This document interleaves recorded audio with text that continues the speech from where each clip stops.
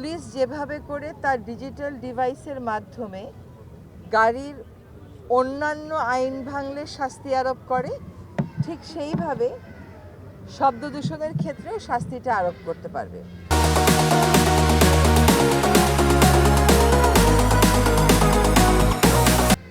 শব্দ দূষণের কারণ আমরা সবাই। শুধু সরকার কেন শব্দ দূষণ করতে পারলো না এই প্রশ্নটা না করে আমরা যার যার জায়গা থেকে যে শব্দ দূষণ করি সেটার ব্যাপারে আমরা সচেতন থাকি। আমরা প্রত্যেকের আপাতত যদি আমরা শুধু হর্নের উপরই মনোনিবেশ করি, আমি পৃথিবীতে আর কোনো দেশ এরকম দেখিনি এই পরিমাণ হর্ন বাজে, কারণে অকারণে। এটা একটা অভ্যাস। সো প্রথম একটা অনুরোধ থাকবে সকলের প্রতি, অভ্যাসটা পরিবর্তন করতে হবে।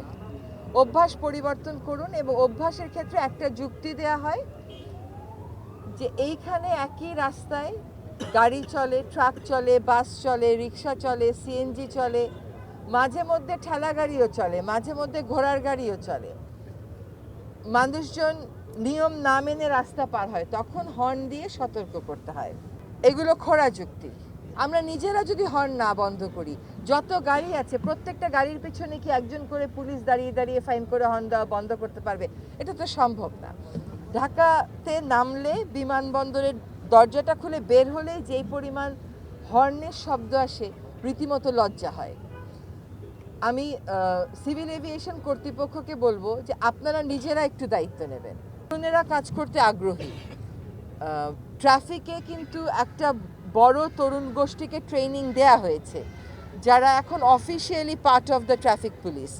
তাদেরকে নিয়ে আসেন, অন্তত এই জায়গাটুকুনকে শব্দ দূষণ হর্ন মুক্ত করেন। অন্তত আপনার এখানে তো আর শব্দ দূষণ মুক্ত হবে না, কারণ আপনার বিমান অবতরণ করবেই, কিন্তু হর্নটা থেকে এইটুকুন জায়গায় যদি আমরা হর্ন মুক্ত করতে না পারি, তাহলে গোটা দেশে এইটার একটা বিরূপ প্রভাব পড়বে। আর এইটুকুন জায়গাকে যদি আমরা একটা উদাহরণ হিসাবে দিতে পারি, যে নেতৃত্ব অবশ্যই আপনি দিতে পারেন, সেটার একটা দৃষ্টান্ত সৃষ্টি করবে।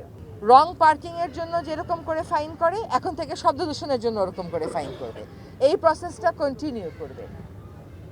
আমরা অনেকে আছি হর্ন না বাজিয়ে ঢাকা শহরে গাড়ি চালাই। আপনারা যখন আজকে ফিরে যাবেন এখান থেকে, আপনাদের প্রতি একটা অনুরোধ, উঠেই ড্রাইভারকে বলবেন আপনি হর্ন বাজাবেন না।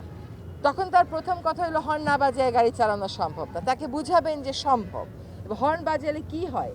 হর্ন বাজালে যে ড্রাইভারদেরই সবচেয়ে বড় ক্ষতি হয়। 65% ড্রাইভার যে ঢাকা শহরে কানে কম শোনে, এটা বুঝাবেন। একটা প্রশ্ন আসতে পারে যে গত বছর তো শুরু করেছিলেন আপা, থেমে গেলেন কেন?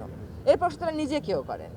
Please ask yourself this question, যে আমি কেন তারপরেও হর্নটা বাজালাম? আমাকে তো বুঝিয়ে বলা হলো, তারপরেও কেন আমি হর্নটা বাজালাম?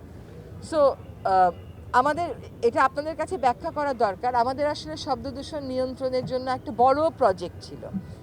সেই প্রজেক্ট অনেক দিন কাজ করেছি, কিন্তু তার কোনো ফল আমরা দেখিনি। ফলে ওই প্রজেক্টটা আমরা আটকে ওইটাকে রিভাইজ করেছি। রিভিশন কিভাবে করলাম? আমরা বিআরটিএকে কিছু টাকা দিয়ে দিয়েছি। বিআরটিএ ড্রাইভারদেরকে ট্রেনিং দেবে, কারণ ড্রাইভারদেরকে কেউ কোনোদিন বলেই নাই যে হর্ন বাজানো যাবে না, বা হর্ন বাজানো একটা খারাপ জিনিস।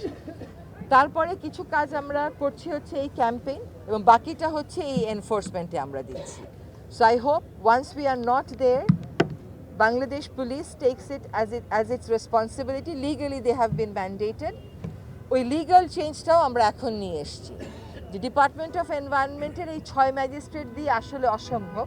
সো যদি পুলিশ যেহেতু রাস্তায় থাকে, ট্রাফিক সার্জন যেহেতু রাস্তায় থাকেন, তারা যেন তাৎক্ষণিক ব্যবস্থা গ্রহণ করতে পারেন।